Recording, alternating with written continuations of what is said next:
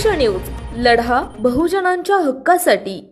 राजीनामा द्या आणि हे दोन्ही सजा एकाच दिवशी चालू होईल, दोन्ही सजा म्हणजे आज तुम्ही राजीनामा, आज तुम्ही माफी पण मागा।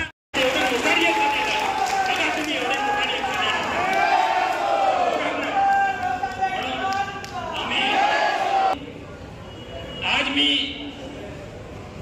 या संतोष जाधवजींना अपशब्द बोललो तर मला सजा काय होती माहितीये?